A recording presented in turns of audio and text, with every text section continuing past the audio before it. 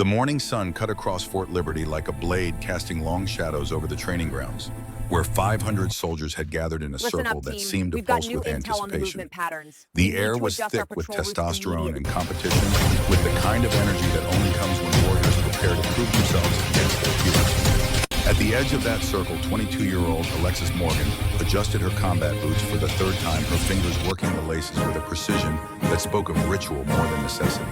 She was small by military standards, 5'6", Victory favors 130 pounds. the prepared. But there was something in the way Let's she go over the carried key herself that strategies for made mission seasoned success. soldiers look twice.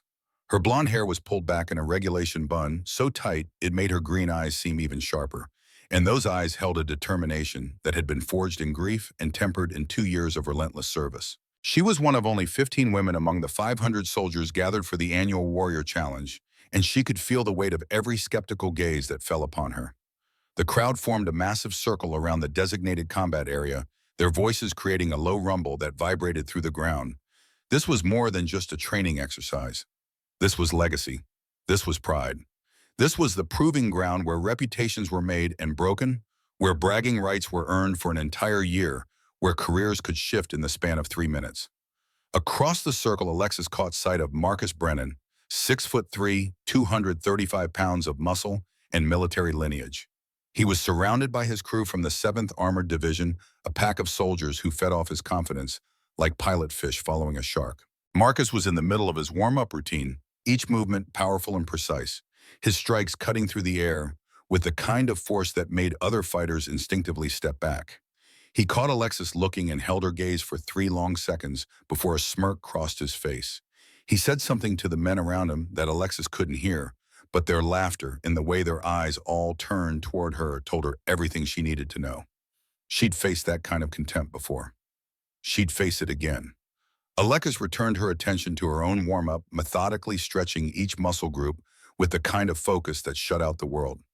She'd earned her spot in this competition through countless hours in the gym, through bruises that painted her body purple, and yellow through techniques learned from a father she'd never see again, and refined by a mentor who'd seen more combat than most of these soldiers combined. A voice cut through the morning air like gravel through a cement mixer. "Morgan." Alexis turned to see Sergeant Major Frank Donovan approaching. At 62 years old, he moved with the careful economy of a man whose body had been broken and rebuilt more times than he cared to count. His face was a roadmap of scars and sun damage, each line telling a story of Panama, in 89 of Desert Storm, in 91 of a dozen classified operations that would never make it into any official record. His eyes were the color of gunmetal, and they missed nothing. "Yes, Sergeant Major," Alexis responded, standing straighter. Donovan stopped in front of her, close enough that only she could hear him. "Last chance to back out. Some of these fighters won't play fair when facing a woman." "Not a chance, Sergeant Major. I've never earned my spot." Something flickered in Donovan's expression, pride maybe, or the ghost of memory. "That you have. Your father would be proud." The mention of her father sent a familiar ache through Alexis's chest, the kind that never fully healed, that just learned to exist as part of the landscape of who she was. Captain William Morgan had been killed in action in Afghanistan in 2009 when Alexis was 16 years old. The knock on the door, her mother's scream, the folded flag that now sat on Alexis's dresser, still crisp in its triangle. "Just remember what we discussed," Donovan continued, his voice dropping even lower. "Use his techniques, speed and precision over power. Make them chase you, then make them pay for it." "Yes, Sergeant Major." Donovan's eyes drifted across the circle to where Marcus Brennan was shadowboxing with increasing intensity. "If you both keep winning, you'll face him in the finals. He's strong, but he's predictable. Relies too much on intimidation and raw power." "I know his type, Sergeant Major." "No, you don't." Donovan's voice took on an edge that made Alexis pay closer attention. "He's got more riding on this than you know. Word is Colonel Harrison from Pentagon Special Programs is here watching. Brennan thinks a good showing today might get him into that classified project they're recruiting for. Project Nightfall, Black Ops work in Africa, the kind of assignment that makes careers." This was news to Alexis, and it changed the calculations significantly. She glanced toward the officer viewing area and spotted a tall, distinguished man with silver hair and the kind of bearing that commanded attention without demanding it. Even from this distance, she could see the eagle insignia on his uniform. "Should I know about this Colonel Harrison?" she asked. Donovan's face softened for just a moment. "Harrison served with your father in Desert Storm. They were in the same unit. Your father saved his life during a firefight outside Basra. Took a bullet that was meant for Harrison. The ache in Alexis's chest intensified. She'd known the broad strokes of her father's service record, but there were always more stories, more moments of heroism that she'd never heard about that had died with him in that Afghan valley. Does Harrison know I'm competing? If he's seen the roster, he knows. And if he knows, he's watching. Donovan reached into his pocket and pulled out something small and metallic. Your father gave me something before his last deployment. Said if anything happened to him, I should give it to you when the time was right. He pressed the dog tags into her palm. They were warm from his pocket, worn smooth at the edges from years of wear. Captain William Morgan. O positive. Protestant. He wore these through Panama, through Desert Storm, through 3 tours in Iraq, Donovan said quietly. They kept him alive through all of that. They'll keep you focused today. Alexis closed her fist around the tags, feeling the metal bite into her palm. Thank you, Sergeant Major. Don't thank me, just make him proud. As Donovan walked away, Alexis slipped the dog tags into the pocket of her fatigues, pressing her hand against them to feel their presence. A connection across time and death to the man who'd taught her how to throw a punch when she was 8 years old, who'd enrolled her in judo classes and told her that strength wasn't about size. It was about leverage and timing and the willingness to get back up one more time than you were knocked down. The referee, Sergeant Williams, stepped into the center of the circle. His voice boomed across the training ground, cutting through every conversation. Listen up, this is controlled combat training. No weapons, no intentional serious injury, no strikes to the groin, no kicks above the waist. When I say stop, you stop immediately. Understood? Yes, Sergeant. The response came from 500 throats in near-perfect unison. Williams continued. This competition has been a tradition at Fort Liberty for 35 years. It was founded by Sergeant Major Donovan himself back in 1990, right after he came back from Desert Storm. The purpose then was the same as it is now, to identify the best hand-to-hand fighters in this garrison, to push ourselves beyond what we think we're capable of, and to prove that skill and discipline can overcome any disadvantage. Alexis noticed how several soldiers glanced her way when Williams mentioned overcoming disadvantages, some with encouragement in their eyes, most with skepticism. The winner today will receive the Warrior's coin. Williams held up a gleaming challenge coin that caught the morning sun. Only 12 soldiers have ever received this honor. Each one went on to distinguished careers in special operations. This coin represents not just fighting ability, but character, courage, and the warrior spirit that defines the United States Army. The weight of that tradition settled over the assembled soldiers like a physical presence. Williams consulted his clipboard. First match, Rodriguez versus Hansen. Get ready. The crowd's energy shifted, focusing on the 2 fighters who stepped into the circle. Alexis watched carefully, studying their techniques, noting what worked and what didn't. Rodriguez from the 2nd Artillery was good, solid fundamentals, good power, but Hansen was better, faster, and more creative in his approach. The match ended with Hansen securing a rear naked choke that forced Rodriguez to tap out. Alexis noted the technique, noted the setup, filed it away. More matches followed. She paid particular attention to Marcus Brennan's first fight.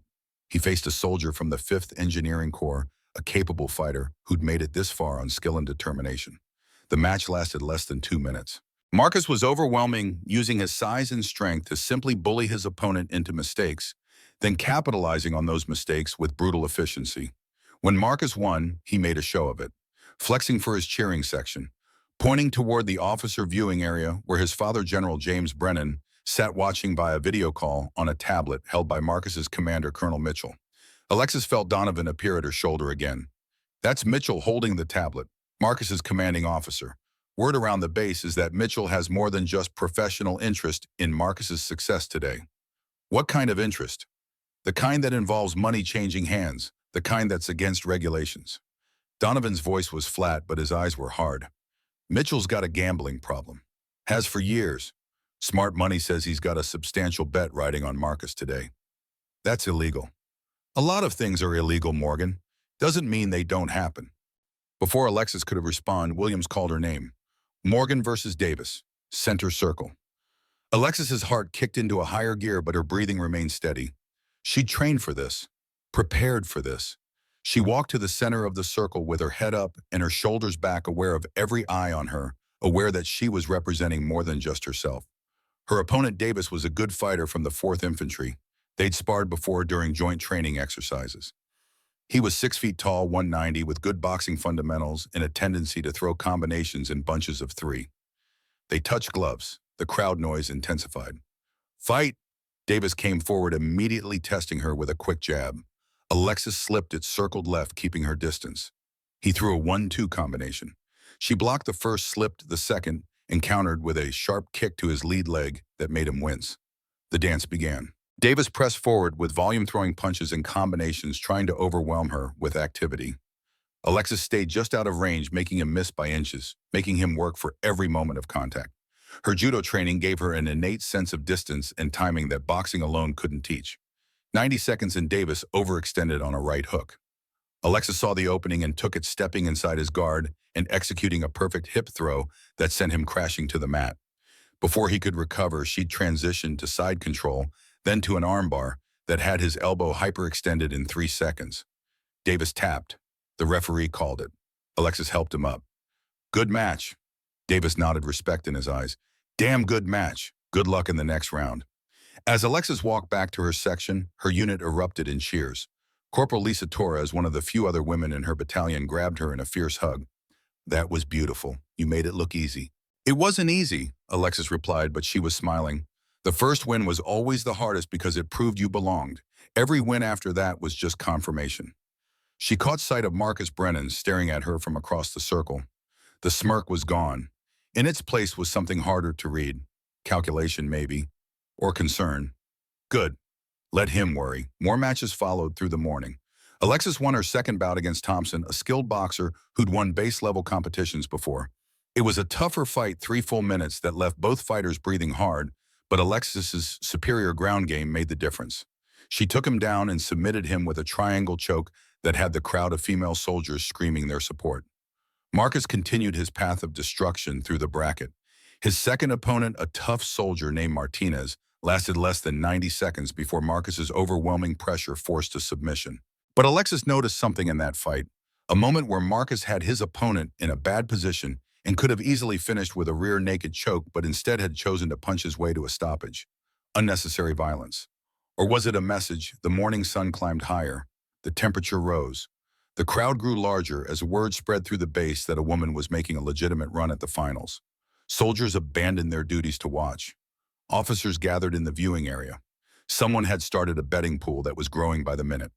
By lunchtime, both Alexis and Marcus had advanced to the semifinals. The crowd was electric now, the air thick with anticipation and speculation. Could she actually do it? Could a woman reach the finals? And if she did, could she possibly win? During the lunch break, Alexis sat with her unit, forcing herself to eat even though her stomach was tight with nerves. Captain Rodriguez approached her table, his expression serious. Morgan, walk with me for a minute. Alexis followed him away from the crowd toward a quiet area behind the equipment storage. When they were alone, Rodriguez's tone became urgent. I need you to be aware of something. Mitchell has a lot more than pride riding on this competition. There are rumors about substantial gambling debts. If Marcus loses, especially to you, Mitchell stands to lose a significant amount of money. How much? Enough that he's desperate. Desperate people make dangerous decisions. Rodriguez met her eyes. I'm not trying to scare you. I'm trying to prepare you. If it looks like Marcus is going to lose, Mitchell might try to influence the outcome. Be ready for anything.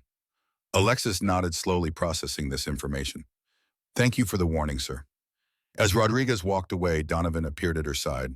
His face was grave. I need to tell you something, and you need to hear it with clear ears. Mitchell has $50,000 bet on Brennan winning this whole thing. That's not rumor. That's confirmed. He borrowed the money from some very unpleasant people, and if he doesn't pay it back, he's in serious trouble. How does that affect me? It means Mitchell is going to pressure Brennan to win by any means necessary. It means the rules might become suggestions if it looks like his bet is going south. It means you need to be prepared for anything. Alexis felt a chill despite the afternoon heat. The referee will stop anything illegal. The referee can only stop what he sees, and in a fast-moving fight, a lot can happen in the split second before he intervenes. Donovan put a hand on her shoulder, the grip firm. I'm not trying to scare you. I'm trying to prepare you. Your father always said that the most dangerous opponent is the one with nothing to lose. Mitchell has everything to lose, and he's the kind of man who will take others down with him. What should I do? Win clean, win fast. Don't give them any opportunity to claim you got lucky or bent the rules. And if Brennan does something outside the rules, you defend yourself with everything I taught you. Understand? Yes, Sergeant Major. Good. Donovan reached into his pocket and pulled out a worn Ranger tab. The black and gold fabric faded with age. I wore this tab when your father saved my life. I want you to carry it today. Not for luck, for reminder. Reminder of that courage isn't about being unafraid. It's about being afraid and doing the right thing anyway. Alexis took the tab with reverence, tucking it into her pocket alongside her father's dog tags. The weight of legacy and expectation was enormous, but she'd carried heavy things before. The afternoon session began with the semifinals.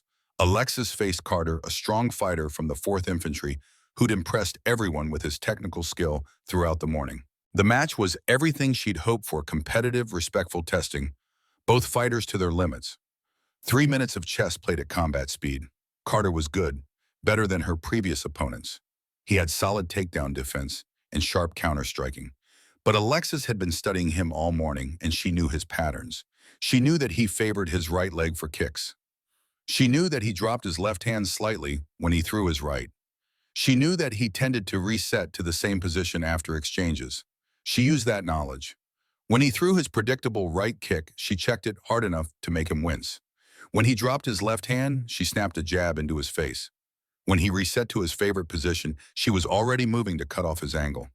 Alexis won by taking Carter down and controlling him for the final 90 seconds, demonstrating superior positioning and technique. When the referee called it, Carter shook her hand with genuine respect. "First woman to ever make the finals," he said. "That's history right there. Make it count." As Alexis walked back to her corner, the weight of his words settled over her. First woman to make the finals. In 35 years of this competition, no woman had ever advanced this far.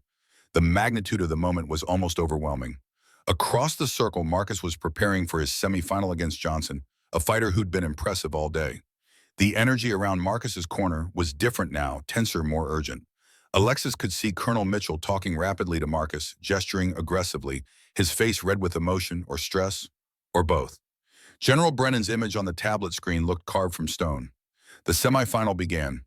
Marcus came out like a man possessed, attacking with a ferocity that went beyond competition into something darker. Johnson tried to defend, tried to weather the storm, but Marcus was relentless. He threw combinations that bent the rules without quite breaking them pressure. That was just shy of dirty fighting takedowns that were executed with more force than necessary. 90 seconds in, Marcus had Johnson pinned against the edge of the circle, raining down punches that had the crowd murmuring with concern. Johnson was trying to cover up, trying to tap, but Marcus wasn't stopping. "Stop, stop," Sergeant Williams pushed between them, physically separating the fighters. "Brennan, control yourself." Marcus stood up, chest heaving, sweat pouring down his face. His eyes were wild, unfocused. For a moment, he looked like he didn't know where he was. Then his gaze found Alexis across the circle, and everything snapped back into focus. He pointed at her, his arms steady despite his heavy breathing. "You're next," his voice carried across the training ground. "Time to show everyone what real fighting looks like." The crowd erupted, some cheering, some booing, all of them energized by the spectacle. This had moved beyond friendly competition into something more personal, more dangerous.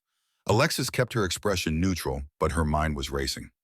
Marcus had just shown his true colors. The pressure was breaking him, and when people broke, they became unpredictable, dangerous. Williams raised Marcus's hand to declare him the winner of the semifinal, then immediately announced a 20-minute break before the championship match. 20 minutes to prepare for a fight that would define her career. 20 minutes to get ready to face an opponent who'd just shown he was willing to cross lines. 20 minutes to honor her father's memory and Donovan's training and every woman who'd been told she didn't belong. Alexis found Donovan waiting in her corner along with Captain Rodriguez and several other members of her unit. Their faces were serious. "You saw what he did to Johnson," Rodriguez said quietly. "He's not in control anymore." "I know," Alexis replied. Donovan pulled her aside away from the others. "Listen to me carefully. Brennan just showed you who he is when he's desperate. That's valuable information.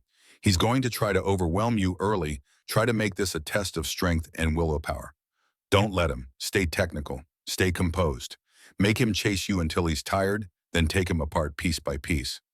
What if he does something illegal? Then you defend yourself with everything you've got, and you don't apologize for it afterward." Donovan's eyes were fierce. "Your father taught you how to fight. I taught you how to win. Now go out there and show 500 soldiers what Morgan blood means. Across the circle, Alexis could see the chaos in Marcus's corner. Mitchell was practically shouting at him while General Brennan's image on the tablet screen remained impassive. Marcus himself sat on a stool, his head down his shoulders heaving with breath, or emotion, or both. Then something unexpected happened. Marcus looked up and his eyes found hers across the 100 feet of open ground. For just a moment, the mask slipped. She saw fear there, vulnerability, the look of a man who'd been pushed to his breaking point and didn't know how to step back from the edge. He stood up and started walking toward her. His crew tried to stop him, but he waved them off. Mitchell shouted something that Marcus ignored. He crossed the circle alone, approaching Alexis with his hands at his sides, his expression unreadable. Donovan stepped forward, protective, but Alexis put a hand on his arm. "It's okay, Sergeant Major." Marcus stopped 3 feet away. Up close, she could see the strain in his face, the exhaustion that went deeper than just physical fatigue. "I wanted to say this before we fight," he said quietly, his voice meant only for her. "You've earned this. You've earned respect. Whatever happens in that circle, you deserve to get here." Alexis studied him, trying to understand the angle, but she saw no deception in his eyes, just honesty and something that might have been regret. "You earned it too," she replied, "the hard way." "Yeah." Marcus glanced back at his corner, where Mitchell was watching with obvious displeasure.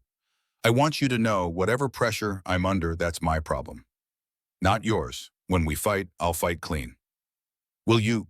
The question hung between them. Marcus's jaw tightened. "I'm trying to. Trying isn't enough, not today." "I know." He held out his hand. "Good luck, Morgan." Alexis took his hand. His grip was firm, but not crushing. "Good luck, Brennan." He walked back to his corner, leaving Alexis with more questions than answers. Was he genuinely trying to be honorable? Or was he playing mind games, trying to make her lower her guard? Donovan appeared at her side. "What was that about?" "I'm not sure, but I don't think he knows either." Sergeant Williams called both fighters to the center. 500 soldiers pressed closer, forming a tighter circle. The energy was electric, almost dangerous. Phones were being raised to record. Officers were leaning forward in their seats. This was the moment everyone had been waiting for. The first woman to reach the finals, facing the son of a general, fighting for more than just a coin. Williams's voice cut through the noise.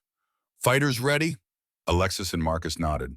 "Remember the rules. No kicks above the waist, no strikes to the groin.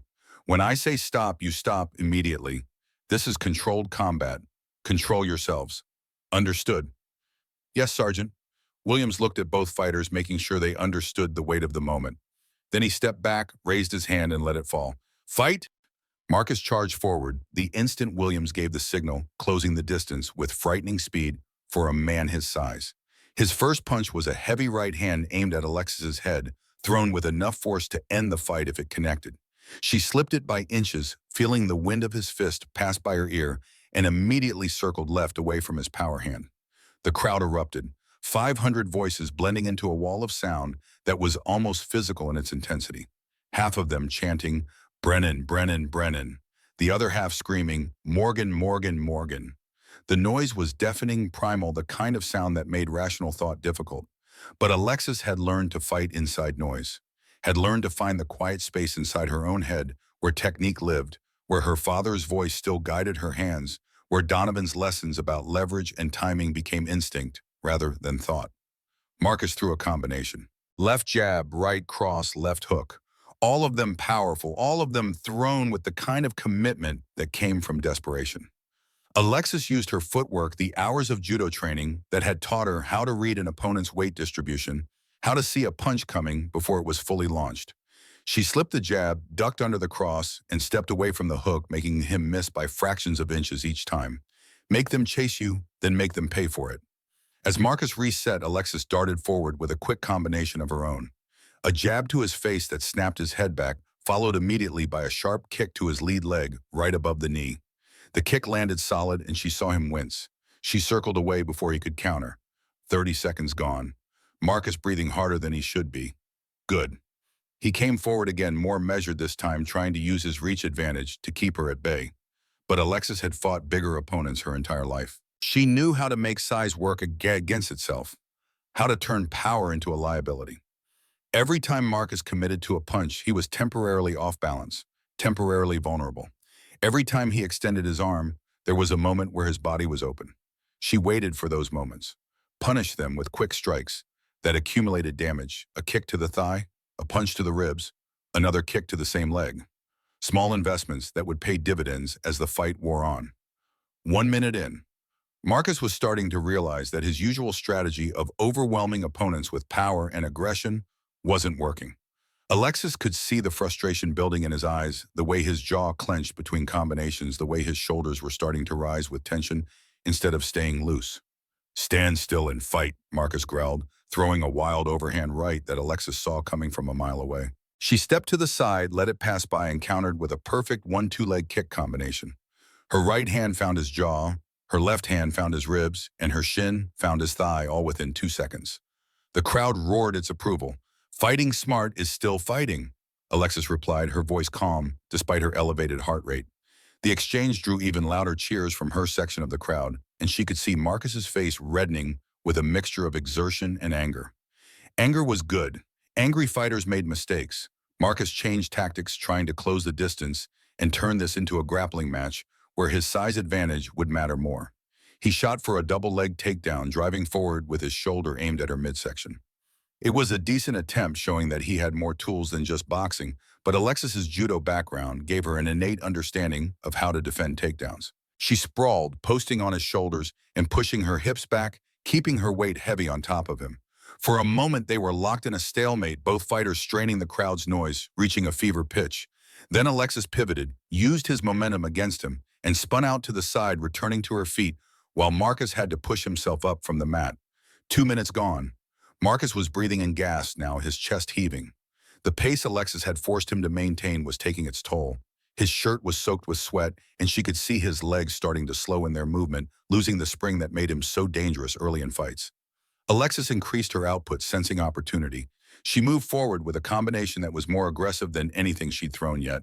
Jab, cross hook, uppercut, leg kick. 4 punches and a kick thrown in fluid succession, each one landing clean, each one making Marcus take a step backward. The crowd was going insane. Even some of the soldiers who'd been skeptical of Alexis were caught up in the display of skill, appreciating the technical mastery on display regardless of gender. This was a masterclass in how to beat a larger opponent. Marcus tried to respond with a big right hand, but he was tired now, and tired fighters get sloppy. Alexis saw the punch coming, slipped under it, and executed a beautiful outside trip that swept Marcus's legs out from under him. He hit the mat hard, and before he could recover, Alexis was on top of him, working to establish a dominant position. For 5 seconds, maybe 10, she had him. She was transitioning from side control to mount, looking to establish a position from which she could either land strikes or work for a submission. The fight was hers. Everyone in that circle could see it. Then Marcus used the one advantage Alexis couldn't completely neutralize: raw strength. He bridged explosively, using his hips to throw her off balance, then powered to his feet with the kind of athletic scramble that was more instinct than technique. They separated both standing, and Marcus backpedaled to create distance. The referee checked both fighters. "You good?" They both nodded. The fight continued, but everything had changed. Marcus had been on the verge of losing. Everyone knew it. His crew knew it. Mitchell knew it. General Brennan, watching on that tablet screen, knew it. And most importantly, Marcus knew it. 3 minutes. The bell rang, ending round 1. Alexis walked back to her corner, breathing hard but controlled. The fight had gone exactly as she'd planned. She was ahead on points, had hurt him with accumulated damage, and had shown that she could compete with him in every phase of fighting. One more round like that, and the Warrior's coin was hers. Donovan met her with water and a towel. When he leaned in close, his voice was urgent. "You're winning. Stay the course. He's going to come out desperate in the next round, which makes him dangerous. Weather whatever storm he brings, then finish him." Across the circle, Marcus's corner was chaos. Alexis couldn't hear what was being said, but she could see Mitchell's face red and twisted with emotion. She could see him gesturing wildly, see General Brennan's image on that tablet screen, see Marcus sitting on his stool with his head down, his chest heaving with breaths that seemed to come from somewhere deep and painful. Captain Rodriguez appeared beside Donovan. "Whatever happens in this next round, Morgan, you've already made history. First woman to reach the finals. First woman to win a round against a top-tier opponent like Brennan. No matter what happens next, you've changed things." "I appreciate that, Captain, but I'm here to win, not just to participate." Rodriguez smiled. That's what I wanted to hear. The 60-second rest period was ending. Williams called both fighters back to the center. Alexis stood, rolled her shoulders, and walked to the line with her chin up and her hands ready. Marcus met her there, and the look in his eyes was different now. The conflict she'd seen before was gone, replaced by something harder, more desperate. She glanced toward his corner and caught the tail end of an exchange between Mitchell and Marcus. Mitchell was leaning close, his face inches from Marcus's ear, and even though Alexis couldn't hear the words, the body language told the story. This was a man giving orders he expected to be followed regardless of rules or consequences. Williams stepped between them one more time. Round 2, same rules. Keep it clean, keep it controlled, and fighters ready. They both nodded. Round 2 began differently than round 1. Marcus didn't charge forward immediately. Instead, he approached more cautiously, more methodically, trying to use his reach to control distance. He threw measured jabs, testing Alexis's defense, looking for openings. It was smart fighting, disciplined fighting, the kind of approach that should have been his strategy from the start. If he'd fought like this in round 1, the match would be much closer. But Alexis had found her rhythm now. She knew his timing, knew his tells. She knew that his left shoulder dipped slightly before he threw his right hand. She knew that he shifted his weight forward before attempting a takedown. She knew that when he got frustrated, he had a tendency to drop his right hand low. She used that knowledge. When he threw his jab, she countered with her own faster and sharper. When he tried to close distance, she circled away, making him work for every inch. When he looked for takedowns, she stuffed them, keeping the fight standing where her superior conditioning was more apparent. 90 seconds into round 2, and Alexis was starting to see real fatigue in Marcus's movements. His punches were coming a fraction of a second slower. His footwork was becoming flat. His breathing was ragged. She increased the pace, throwing combinations that forced him to defend, forced him to think, forced him to expend energy. A 4-punch combination to the head, a 3-punch combination to the body, another kick to that same leg she'd been targeting. Marcus tried to respond with a big overhand right, the kind of power punch that could change the fight if it landed. Alexis saw it coming, slipped to the outside, and countered with a beautiful combination that snapped his head back twice and doubled him over with a body shot. The crowd was on its feet. The noise was so loud, it was almost impossible to think. This was it. This was the moment. Alexis moved in, looking to capitalize, looking to finish. Then everything went wrong. Marcus, perhaps sensing he was about to lose, perhaps responding to whatever Mitchell had told him in the corner, perhaps just acting out of pure desperation, threw a kick. Not a legal kick, not a kick to the legs that the rules allowed. A kick aimed at Alexis's midsection above the waist, directly violating the rules that Williams had been clear about from the start. Time seemed to slow. Alexis saw the kick coming, saw Marcus's leg rising in an arc that was all wrong for legal fighting. She managed to turn slightly to get her arms up to block most of the impact. But the force of it still drove her backward, still knocked the wind from her lungs, still sent a shock of surprise and pain through her body. The crowd erupted in chaos, boos and shouts and confused noise. Whistles from the referee. Williams was already moving, his arm raised, his face contorted with anger. "Stop! Stop! Illegal strike! Brennan, what the hell are you doing?" But Marcus didn't stop. Whether he didn't hear Williams over the crowd noise, whether he was too far gone in desperation to register the command, whether Mitchell's pressure had broken something fundamental in his judgment, Alexis would never know. What she did know was that Marcus was drawing his leg back for a second kick. This one aimed lower at her legs in an attempt to sweep her feet out from under her. Also illegal under the rules of engagement for this competition. Also coming at her fast. Alexis's training took over. Every hour in the judo dojo, every session with Donovan, every technique her father had taught her about turning an opponent's aggression into opportunity. It all condensed into instinct. She caught Marcus's kicking leg. Both hands wrapped around his ankle, controlling it, trapping it in the air, while his other foot was planted on the ground, bearing all his weight. The look of shock on Marcus's face would have been comical if the moment weren't so serious. He tried to pull his leg back, but Alexis had too firm a grip. He tried to hop backward on his standing leg, but she was already moving, ready, executing the technique that Donovan had drilled into her 1,000 times. Step to the side. Control the captured leg. Use your own leg to sweep the standing leg. Let gravity and leverage do the work. It was textbook. It was perfect. It was also devastating. Marcus's standing leg was swept out from under him, with his kicking leg still controlled by Alexis. His body went horizontal in the air for a brief moment, then gravity took over. He fell hard, his full weight coming down on his legs in a position they weren't designed to handle, with his tibia taking the full brunt of impact at an angle that human bones simply couldn't withstand. The sound of the break was audible even over the crowd noise, a sharp crack that cut through everything else that made the soldiers closest to the action wince and step back that seemed to freeze the entire scene for one horrible second. Then Marcus screamed. It wasn't a yell of pain or a grunt of effort.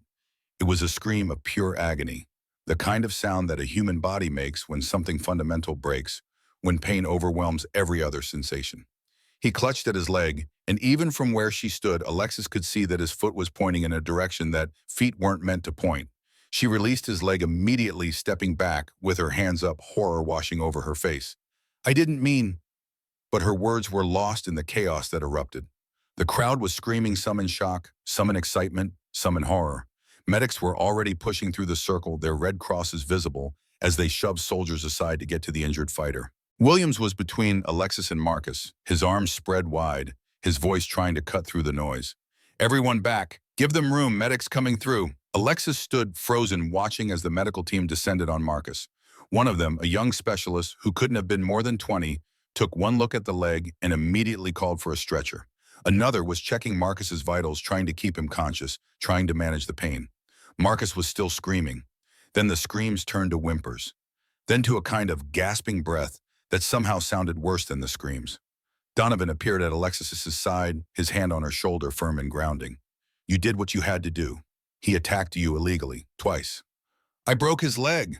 Alexis's voice sounded distant to her own ears, like it was coming from someone else. He broke his own leg when he chose to violate the rules of engagement. You defended yourself. That's not just acceptable. It's exactly what you were supposed to do. Colonel Harrison was pushing through the crowd now, his face stern but not angry. Behind him came Captain Rodriguez and several other officers. The entire command structure of the base seemed to be converging on the scene. Mitchell was screaming something from the edge of the circle, but two MPs had materialized to hold him back, apparently having been alerted by someone that this situation was about to get out of hand. On the tablet screen, General Brennan's face was pale, his expression one of shock and dismay as he watched his son being loaded onto a stretcher. The medics worked with practiced efficiency. They stabilized Marcus's leg with a temporary splint, started an IV for pain medication, and got him onto the stretcher. As they lifted him, Marcus's eyes found Alexis through the haze of pain and medication. This isn't over, he managed to say, his voice thick and slurred. This isn't over. Before Alexis could respond, Harrison was there. Actually, soldier, it is. You violated the rules of engagement twice.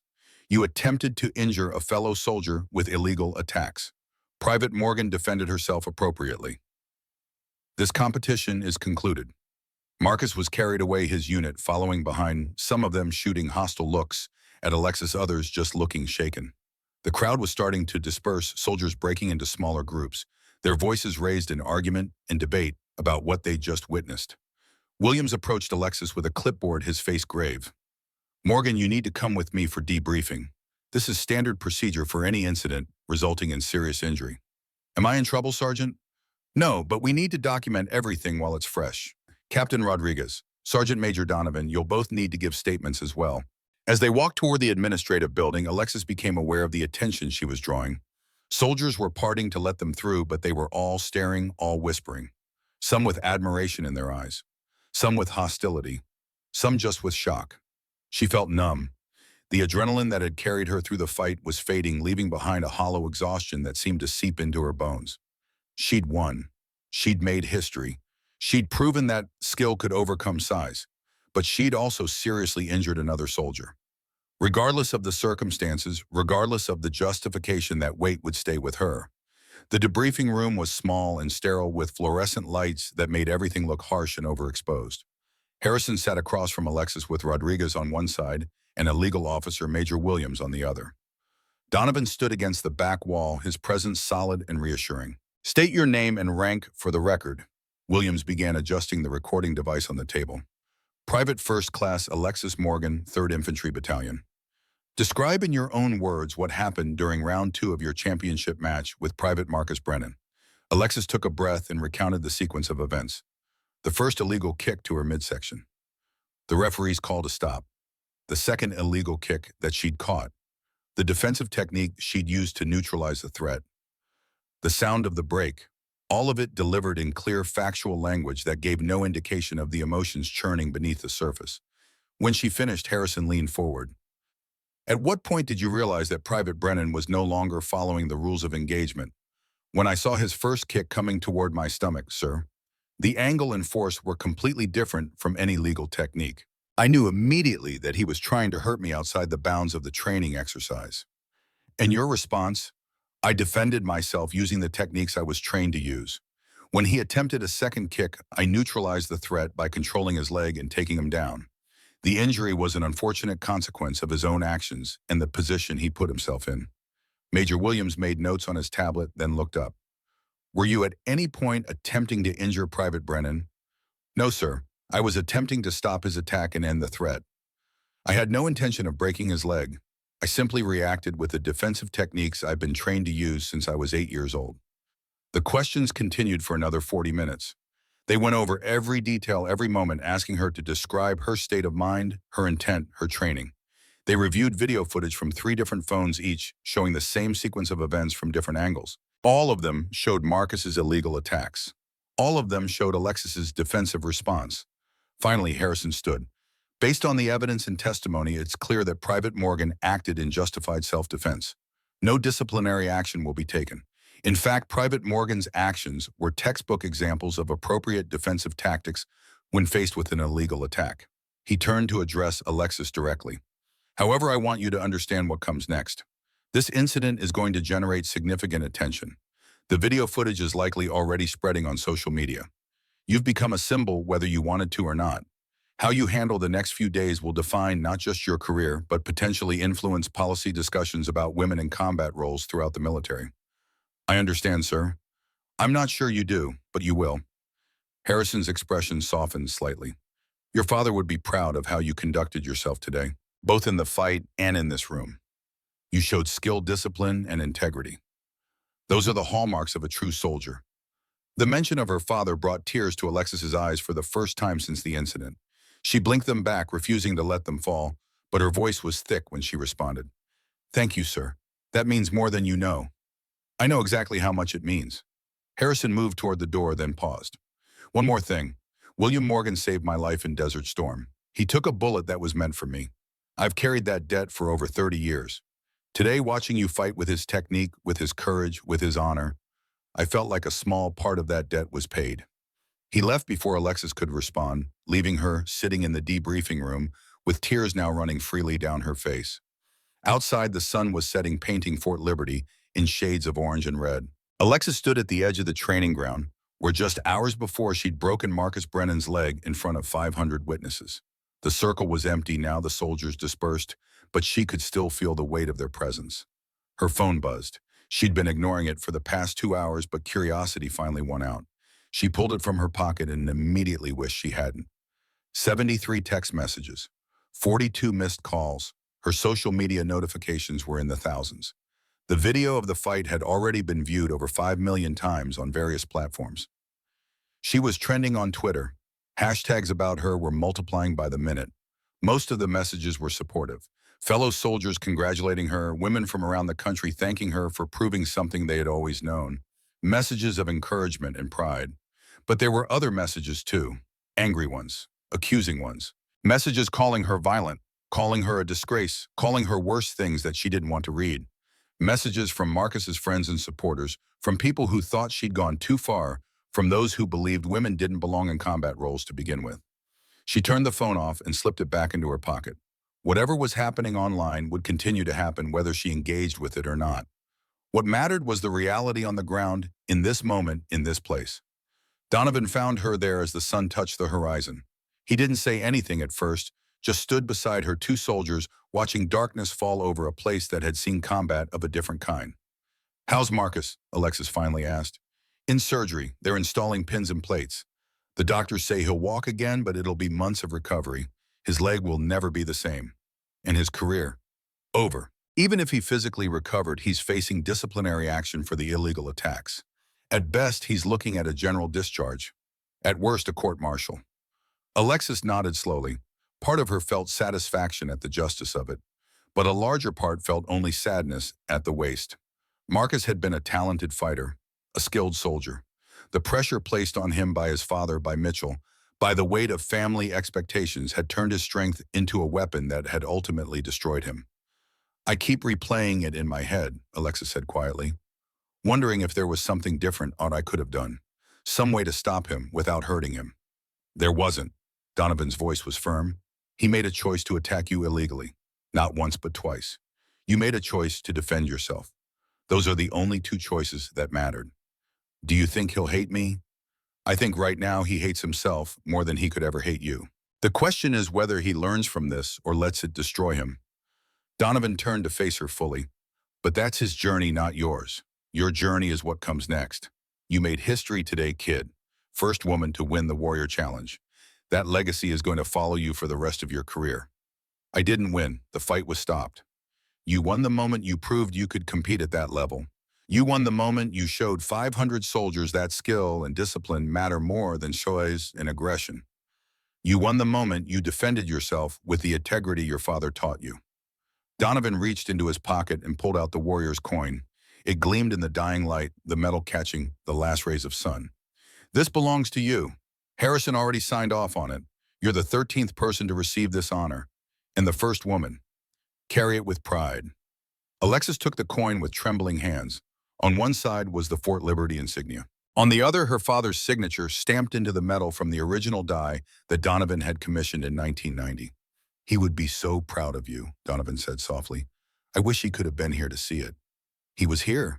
Alexis pressed the coin against her chest, feeling it warm against her skin.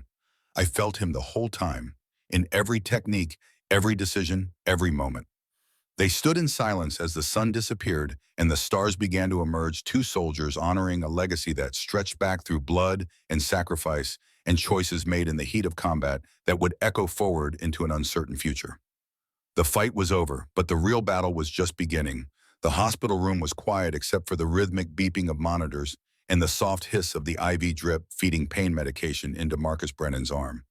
3 days had passed since the surgery, 3 days since they'd pieced his tibia back together with pins and plates. His leg was elevated in a complex external fixation frame, and every small movement sent fresh waves of pain through his body. He was staring at the ceiling when the knock came. Soft, hesitant. Marcus turned his head, expecting his father or a unit member. Instead, Alexis Morgan stood in the doorway. She looked smaller in civilian clothes, jeans, and a green shirt. Her blonde hair hung loose. She held a small bouquet of flowers clutched in both hands. I can leave if you want, she said quietly. No. Marcus's voice was rough from medication. Come in. Alexis entered, setting the flowers on the small table. They stared at each other for a long moment, two soldiers who'd shared something violent and transformative. How's the pain? Manageable. The drugs help. Marcus gestured at the IV. Doctors say I'll walk again. Eventually, with a limp, no running, no more competitions. Marcus, I'm sorry. Don't. He took a breath. Don't apologize. You did what you had to do. I attacked you illegally, twice. You defended yourself. That's on me. Alexis moved closer, searching his face. I keep replaying it, wondering if there was another way. There wasn't. I gave you no choice. Marcus shifted, wincing. I've had 3 days to think. Want to know what I realized? What? That I was relieved when I heard the bone break. Alexis's eyes widened. What? Not about the pain, but relieved it was over. That I finally had permission to stop trying to be something I'm not. His voice cracked. My whole life has been about living up to expectations. 4 generations of Brennan warriors, and me supposed to add glory to the family legacy. That's a lot of pressure. That's suffocation. Marcus looked away. Do you know what it's like to never be good enough to have every achievement measured against dead men? My father died when I was 16, Alexis said quietly. I enlisted to honor his memory. So yeah, I know about living in shadows. But you're not trying to be him. You're trying to honor him. There's a difference. Marcus met her eyes. I was trying to become my father, to erase myself. And when you started beating me, when it became clear a more skilled fighter was going to prove I wasn't as good as I thought, I panicked. I broke. Mitchell didn't help. Marcus's jaw tightened. Mitchell is facing criminal charges. $50,000 borrowed from bad people. He was going to use my win to pay them back. When I started losing, he told me, do whatever it takes. So I did. You could have said no. I could have, should have. But in that moment, with my father watching, with Mitchell screaming, with 500 soldiers seeing me lose, I snapped. His eyes were wet. I attacked you because I was afraid. Not of losing. Afraid of what losing to you would mean about who I was. Alexis pulled the chair closer and sat. And who are you? I don't know anymore. I thought I was a warrior. Now I'm just a guy with a broken leg and ruined career trying to figure out what comes next. They sat in silence. Outside the window, Fort Liberty continued its operations. Can I tell you something? Alexis said. Before I caught your leg, I had a choice. I could have blocked it, stepped away, let the referee stop it. Part of me knew catching it might result in exactly what happened. But I was angry. Angry you'd broken the rules. Angry you'd tried to hurt me. Angry at every man who'd told me I didn't belong. So I chose to not just defend myself, but to end the threat completely. You think you went too far? I think I did what I was trained to do, but there was a part of me that wanted to prove a point, and I have to live with that choice. Marcus considered this. You know what's funny? You proved your point. Women can compete at the highest levels. Women deserve to be here. Your victory is going to change things. Already has. What have you heard? Applications from women for combat roles are way up. Pentagon reviewing training protocols. You're being held up as an example. You're famous, Morgan. Alexis closed her eyes briefly. I just wanted to honor my father. I didn't ask to become a symbol. Nobody asks. It just happens. The question is what you do with it. Marcus met her eyes. I've been thinking about that. What I do with what happened. I could be bitter. Blame you. Blame Mitchell. Blame my father. That would be easy. But that won't fix anything, won't heal my leg, won't restore my career. Marcus's voice strengthened. I want to do something different. Talk about what happened, publicly. About the pressure, about the toxic culture that made me think attacking you was acceptable. About how we need to change. That takes courage. Does it? I think hiding would be cowardly. Facing it, owning it, learning from it, that's basic accountability. Marcus managed a small smile. Besides, what else am I going to do? Can't compete, can't deploy. Might as well make the disaster mean something. The door opened and Mrs. Brennan entered with a cafeteria bag. She stopped when she saw Alexis, her expression cycling through surprise, then resigned acceptance. Mom, Marcus said quickly, this is Alexis Morgan. Alexis, my mother, Patricia Brennan. Patricia studied Alexis with maternal intensity. You're the young woman who fought my son. Yes, ma'am.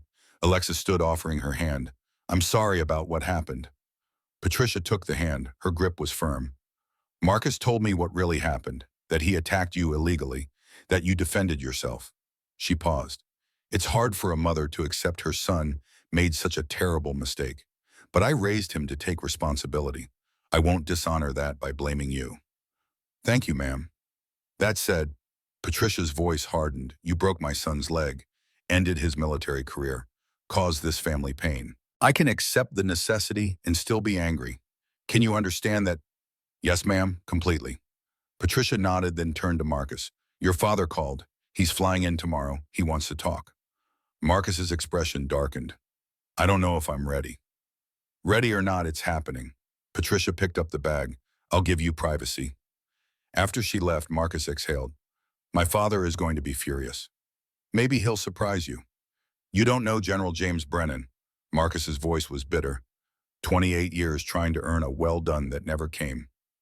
Before Alexis could respond, her phone buzzed. I have to go. Donovan wants to see me.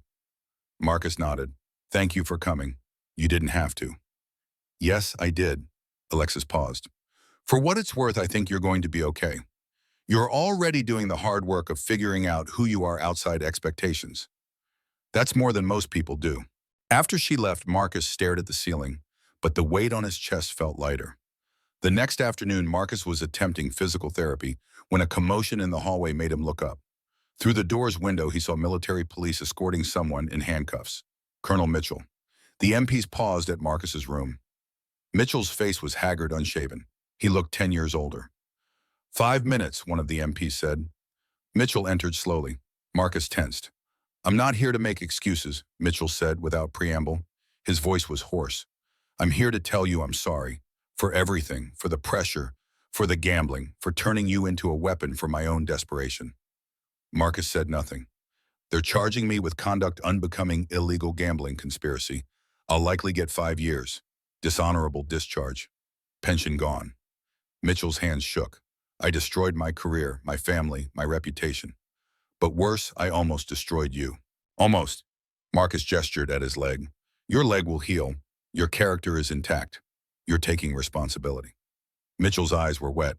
I wish I'd had your courage. Instead, I had desperation and cowardice. Why are you telling me this?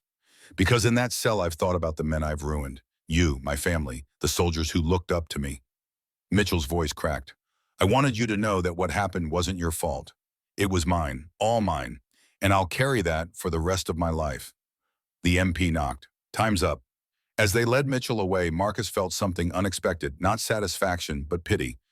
Mitchell had gambled everything and lost. But unlike Marcus, Mitchell's fall was complete. Marcus had a chance to rebuild. Mitchell had none. The ceremony was scheduled for 2 weeks later. During those weeks, the story evolved and spread. The video hit 30 million views. News outlets picked it up. Alexis's name became shorthand for debates she'd never intended to start. She kept her head down. Trained with her unit. Let Donovan and Rodriguez handle media requests. But she couldn't escape completely. Female soldiers she'd never met stopped her to say thank you. Male soldiers treated her differently, some with new respect, others with resentment. Marcus began his own journey. Once released, he started writing blog posts about his experience, about the pressure, about toxic culture. His first post, "The Day I Learned What Real Strength Means," went viral. Thousands of soldiers reached out. General James Brennan arrived on a Tuesday morning. Marcus was in the rehabilitation center when his father walked in, ramrod straight, in full dress uniform, chest heavy with medals. They stared at each other. Father and son, general and disgraced soldier. "Hello, Marcus." "Sir." The formality hung between them like barbed wire. General Brennan pulled up a chair. "I've read the reports, watched the videos, spoken with Colonel Harrison, and I owe you an apology." Marcus blinked. In 28 years, he'd never heard those words from his father. "I pushed you too hard, too far. I made you believe that your value came from living up to a legacy instead of forging your own path. I turned you into a weapon aimed at ghosts instead of a man capable of making his own choices." "Dad, let me finish." The general's jaw was clenched. "When I saw you attack that soldier, when I watched you break the rules, I didn't see a failure. I saw my failure. I created the pressure that broke you. And I'm sorry." Silence filled the room. "I've spent 30 years in uniform," the general said quietly. "I thought I knew what strength looked like. Medals, victories, perfect records. But watching Private Morgan defend herself with discipline, while you lost yours, watching her show courage, while you showed desperation, I learned something. Real strength isn't about never losing. It's about what you do after you fall." Marcus felt tears streaming down his face. "I don't know who I am without the military. Then we'll figure it out together." The general reached out and took his son's hand. "Not as a general and a soldier, as a father and a son. Can we do that?" "Yes, sir. Marcus swallowed. "Yes, Dad." It wasn't resolution. Decades of dysfunction couldn't heal in one conversation. But it was a foundation. The ceremony arrived on a crisp November morning. 5,000 soldiers stood in formation on the parade ground. Colonel Thompson presided with Colonel Harrison beside him. Alexis stood at attention in dress uniform, feeling exposed. Donovan was in the front row, face impassive but eyes proud. Rodriguez stood with Alexis's unit, and in the back, Marcus Brennan stood with his cane, his mother beside him. General Brennan stood with them, his hand on his son's shoulder, a gesture Marcus couldn't remember ever feeling before. Thompson's voice boomed. "Today, we honor a soldier who demonstrated exceptional skill, courage, and integrity. Private First Class Alexis Morgan became the first woman in the history of this competition to reach the finals, let alone win." Applause rippled through the formation. But Private Morgan is not being honored simply for winning. She is being honored for how she conducted herself when faced with an illegal attack. She defended herself with precisely calibrated force, demonstrating the disciplined response we expect from all soldiers. Harrison stepped forward with the Warriors coin display case. This coin has been awarded 12 times in 35 years. Captain William Morgan, Alexis's father, was one of those recipients. He earned it in 1990, then served with valor before making the ultimate sacrifice in Afghanistan in 2009. Alexis fought back tears. "Today, Harrison continued, Private Morgan becomes the 13th recipient and the first woman to earn it. In doing so, she honors her father's memory and blazes a trail for every woman who will follow. He opened the case and approached Alexis, placing the coin in her palm. Your father would be incredibly proud, he said quietly. As am I. Thank you, sir. The formation erupted in applause. When dismissed, Alexis was surrounded by well-wishers. Through the crowd, she saw Marcus approaching with his cane. People parted. Marcus stopped and extended his hand. Congratulations, Morgan. You earned every bit of this. Alexis took his hand. The crowd exhaled collectively. Thank you, Brennan. That means a lot. I mean it. You're a better fighter than I ever was. More importantly, you're a better soldier. You kept composure when I lost mine. We both made choices that day. We both live with consequences. Yeah, but I'm starting to think my consequences might lead somewhere good. I've been asked to speak at military bases about combat culture and mental health. My story resonates. Marcus shifted his weight. I'm also working with a veterans advocacy group, using what happened as a case study. That's good work. It's honest work. First honest thing I've done in years. Marcus glanced around. Listen, I know things between us will always be complicated, but I want you to know I respect what you did, both in that circle and after. You've conducted yourself with dignity. That's rare. After Marcus left, Donovan appeared. Your father would have been damn proud, not just of the win, of how you've handled everything after. What comes next, Sergeant Major? That's up to you. Harrison mentioned Project Nightfall is still looking for candidates. I don't know if I'm ready. Then don't go, or go later, or find a different path. Donovan's hand settled on her shoulder. You've earned the right to make your own choices. No one can question your capabilities. Now you decide who you want to become. I think, Alexis said slowly, I want to stay here for a while, teach, pass on what you and my father taught me. Donovan's smile widened. That's good work, the kind of legacy your father would approve of. Will you help me design the curriculum? Kid, I've been waiting for you to ask that since the day you enlisted. 6 months later, Alexis stood in front of her first class as Assistant Defensive Tactics Instructor. 30 soldiers sat before her, 20 men, 10 women. My name is Sergeant Morgan, she began, having been promoted ahead of schedule. Today we're going to talk about what really matters, not outcomes, not controversy, but principles that should guide every soldier when force becomes necessary. She paced, making eye contact. Fighting is not about dominance. It's about ending threats while maintaining integrity. It's about precisely calibrated force, no more and no less. It's about keeping your head when everyone around you is losing theirs. A young private raised his hand. But Sergeant, you broke a guy's leg. Isn't that excessive force? Good question. Let's break it down. I was attacked illegally. Not once, but twice. The referee had called for a stop. I had two choices: let the second attack land and risk serious injury, or neutralize the threat using techniques I'd been trained to use. I chose the latter. The injury was not my intent. It was the consequence of the attacker's decision to violate rules. A female corporal spoke up. So you don't regret it? Alexis paused. I regret another soldier was hurt. I regret the situation escalated, but I don't regret defending myself. That's an important distinction. We can acknowledge consequences while understanding those actions were necessary. The class continued with demonstrations and questions. After dismissal, a female student approached. Sergeant Morgan, I enlisted because of what you did. You proved women can compete at the highest levels. I proved that training and discipline can overcome size disadvantages, Alexis corrected gently. That's true regardless of gender. Don't make this about being a woman. Make it about being a soldier. Yes, Sergeant. Donovan appeared. Good first class. You're a natural teacher. Got news. Marcus Brennan is publishing a book, Breaking Point: A Warrior's Journey from Pride to Purpose. He asked if you'd write the foreword. Really? Says the story isn't complete without your voice. I'll do it. Good, because he also asked if you'd do a speaking engagement with him. Several bases have requested it. Alexis laughed. He doesn't ask for small favors. Neither do you. Harrison called. Wants to know if you've reconsidered Project Nightfall. Tell him maybe next year. I've got work to do here first. One more thing. Your mother called, says she's ready to visit, wants to see what you've built here. Helen Morgan arrived on a Saturday morning. Alexis met her at the base entrance. They hadn't spoken face-to-face since Alexis had enlisted over 2 years ago. Helen looked older, thinner, but when she saw her daughter in uniform, her eyes filled with tears. "You look so much like your father," Helen whispered, pulling Alexis into a fierce hug. "Mom, I'm proud of you." Helen's voice cracked. "I've been proud. I was just so afraid of losing you the way I lost him. Can you understand that?" "Yes, Mom, I understand." They walked through the base. At the training room, Helen paused at the doorway.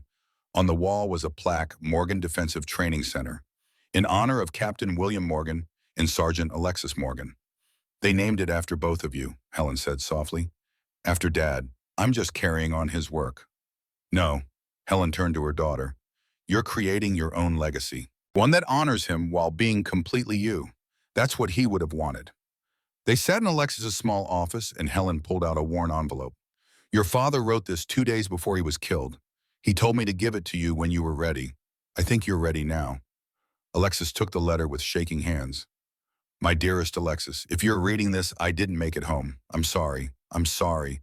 I won't see you graduate, won't walk you down the aisle, won't meet your children.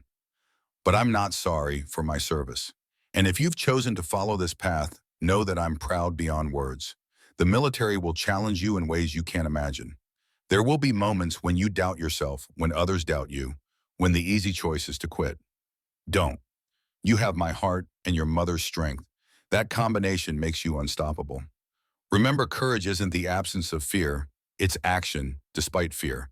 Honor isn't about never falling. It's about getting back up with integrity. Whatever battles you face, fight them with discipline and compassion. Win with grace. Lose with dignity. And always remember that your worth isn't measured by victories or defeats, but by the person you choose to be in the moments that test you most. I love you, sweetheart. Make your own path. Forge your own legacy. And know that wherever I am, I'm watching with pride. Love always, Dad. Alexis was crying openly now. Helen took her daughter's hands. "He would be so proud of what you did," Helen said. "Not just in that fight, but after. The way you've handled yourself, the way you're teaching others, the way you've turned a painful moment into something meaningful." "I miss him, Mom." "I know, honey. So do I. Every single day." Helen squeezed her hands. "But he's not really gone. He's in every lesson you teach, every soldier you mentor, every young woman who sees you and believes she can do hard things. That's legacy." 1 year later, the book launch was held at Fort Liberty. Breaking Point by Marcus Brennan sat on display tables. Alexis's foreword was quoted in early reviews as powerful and essential. Marcus stood at the podium, no longer needing his cane, though he still walked with a slight limp. General Brennan sat in the front row beside Patricia, holding her hand. "A year ago," Marcus began, "I attacked a fellow soldier. I violated rules. I let desperation override discipline, and I suffered the consequences. A broken leg ended career, shattered sense of who I was." He looked at Alexis in the audience. "But something unexpected happened in that breaking. I found space to rebuild. Not as who I thought I should be, but as who I actually am. And I learned that real strength isn't about never falling. It's about what you do after you fall."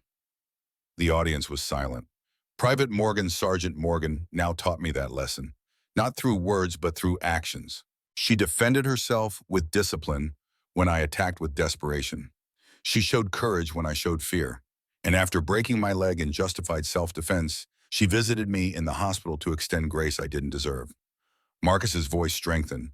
"This book is about my journey from pride to purpose, but it's also about all of us who struggle under expectations, who feel pressure to be perfect, who think our worth is measured by victories instead of character.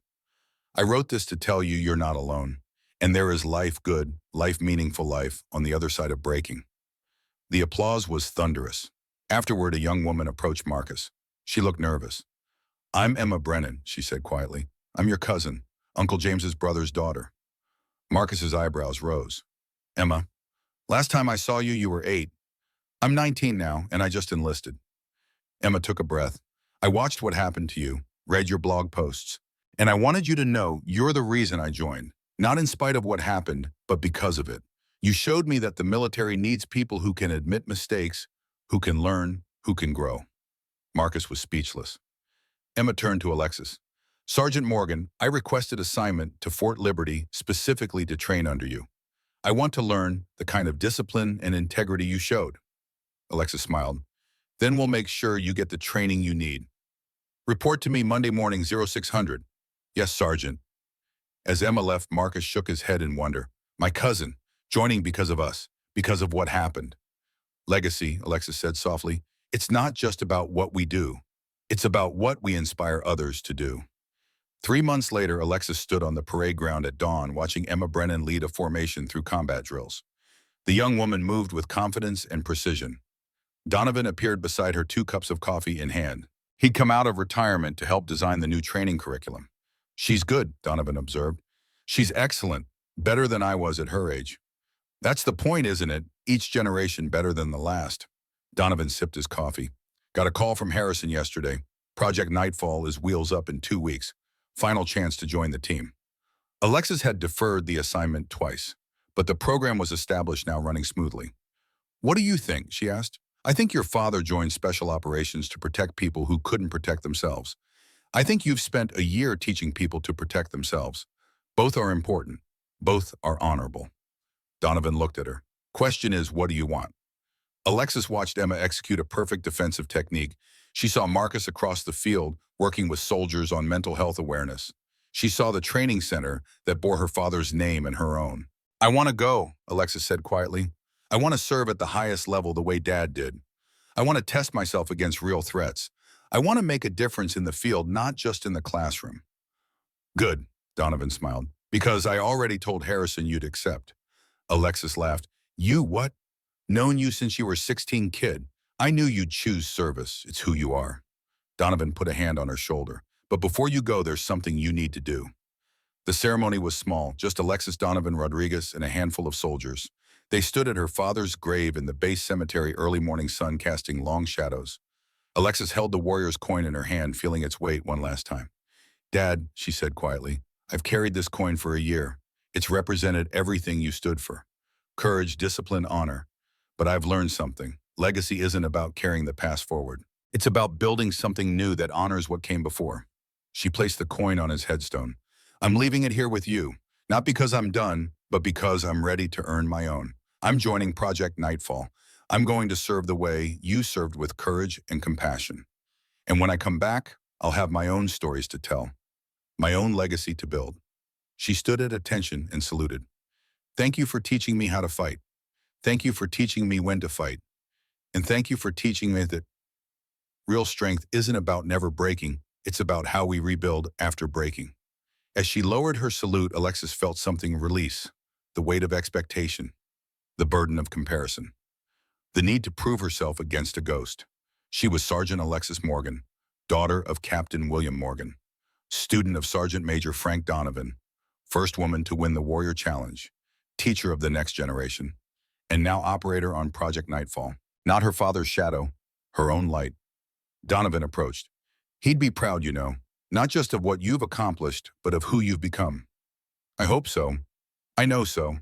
Donovan pulled something from his pocket, a new challenge coin, this one bearing the Project Nightfall insignia. Harrison asked me to give you this. Said your father was the first person to tell him that the best special operators aren't the ones who never fail. They're the ones who learn from every mistake and never make the same one twice. Alexis took the coin, feeling its weight. Lighter than the Warrior's coin, but somehow more significant. This one she'd earned through future actions, not past victories. Thank you, Sergeant Major. For everything, for believing in me when others didn't, for teaching me when I needed it most, for being the mentor my father asked you to be. It was my honor, kid, always was. Donovan's eyes were bright. Now go make the old man proud, and come back safe. Your students will be waiting. 2 years later, Captain Alexis Morgan returned from 18 months with Project Nightfall. Her classes of flight operations in the Sahel region earned her the Bronze Star for Valor. Captain Morgan resumed teaching at the Morgan Defensive Training Center while also heading the new Special Operations Preparatory Course. Marcus Brennan's foundation, Warrior's Mind Initiative, had expanded to 12 military bases nationwide. His book had sold over 500,000 copies and was required reading at West Point. Private First Class Emma Brennan was selected for Ranger School, becoming one of only 30 women to attempt the course that year. Alexis stood in her new office, overlooking the training ground. Photos covered one wall, her father and Desert Storm Donovan in Panama, her own graduation from Ranger School mission, photos from Nightfall she could never show anyone. And one new photo, Alexis, Marcus, and Emma standing together at the one-year anniversary of Breaking Point's publication. Three people whose lives had intersected violently, then healed together. Her phone buzzed. A text from Marcus, speaking at West Point next month. They want both of us. You available? She typed back. Wouldn't miss it. These cadets need to hear the truth about courage. Marcus, that it's not about being unbreakable, Alexis. That it's about being broken and choosing to rebuild with honor. Marcus, exactly. See you there, Captain Morgan. Alexis smiled and looked out the window. The training ground was full of soldiers, men and women learning techniques she'd refined, practicing principles she'd codified, building the future she'd helped create. Legacy wasn't about being perfect. It was about being honest, about failing, learning, and helping others avoid the same mistakes. Her father had taught her how to fight. Donovan had taught her how to win. But Marcus Brennan, the man who'd attacked her illegally and suffered the consequences, had taught her something equally important: that grace extended to those who fall is as powerful as any technique executed in combat. Sergeant Major Frank Donovan appeared at her door, now officially retired, but still haunting the base like a beloved ghost. Ready for tomorrow's class. Ready, Sergeant Major. Good, because I've got news. Donovan showed excitement. General Brennan called. He's donating funding to expand the program. Wants to create training centers at 10 more bases. Wants to use what happened with you and Marcus as the foundation for a complete overhaul of how we approach combat training. Alexis felt emotion swell in her chest. General Brennan is funding this. Says it's time the military caught up to what his son and you proved: that honor matters more than victory, and discipline matters more than domination. Donovan smiled. He's calling it the Morgan Brennan Initiative. Says it represents the best of both of you. I don't know what to say. Say yes. Say you'll help design the program. Say you'll train the trainers who'll spread this to every base in the Army. Donovan's voice softened. Your father saved my life in Panama. I've spent 25 years trying to honor that debt by keeping you alive and helping you thrive. Now you're doing the same for the next generation. That's how legacy works, kid. We pay forward what was given to us. Alexis looked at the photo of her father, young and strong in his Desert Storm uniform, the warrior's coin visible on his chest. Yes, she said firmly. I'll do it. We'll do it. Good. Donovan turned to leave, then paused. One more thing. Your mother called. She's coming to the base next week, bringing your father's old footlocker. Said there are things in there he wanted you to have when you made captain. Guess she figures now's the time. After Donovan left, Alexis sat at her desk and pulled out a journal she'd been keeping. She opened to a blank page and began to write, Dear Dad, I'm a captain now. Same rank you held when you died. Somehow that feels significant, like I've reached a milestone that connects us across time and death. I've learned so much since that day on the training ground. About courage, about strength, about what it means to be a warrior. But the most important lesson wasn't from the fight itself, it was from what came after. I learned that real strength isn't about never breaking. It's about how we rebuild after breaking. It's about extending grace to those who fall. It's about turning pain into purpose and tragedy into teaching moments. Marcus Brennan attacked me illegally. I defended myself and broke his leg. But we didn't let that moment define us as enemies. We let it transform us into something better. He became an advocate for change. I became a teacher. Together, we're helping create a military culture that values integrity over victories. I think you'd be proud of that, Dad. Not just of what I've accomplished, but of who I've chosen to be in the process. I'm carrying forward your legacy not by trying to be you, but by being the best version of myself I can be. Isn't that what you always wanted? I miss you every day, but I no longer feel like I'm living in your shadow. I'm walking in my own light, guided by your example, but not defined by it. Thank you for teaching me how to be a soldier. Thank you for teaching me how to be a person. And thank you for showing me that the truest courage is choosing to do the right thing, even when it's the hardest thing. I love you, Dad. Always. Captain Alexis Morgan. She closed the journal and looked out the window one more time. The sun was setting over Fort Liberty, painting the sky in shades of orange and red. Tomorrow would bring new challenges, new students, new opportunities to make a difference. But tonight she would rest. She would remember. She would honor the past while building the future. Because that's what warriors do. They fight, they fall, they rise, they teach, they lead, they inspire, and most importantly, they never stop growing. The warrior's proof isn't in never being defeated. It's in never being defined by defeat. Alexis Morgan had proven that a year ago in a circle surrounded by 500 soldiers. And she would spend the rest of her career proving it again and again, not through combat, but through compassion. Not through dominance, but through discipline. Not through breaking others, but through helping them rebuild. That was the legacy worth leaving. That was the warrior she chose to be.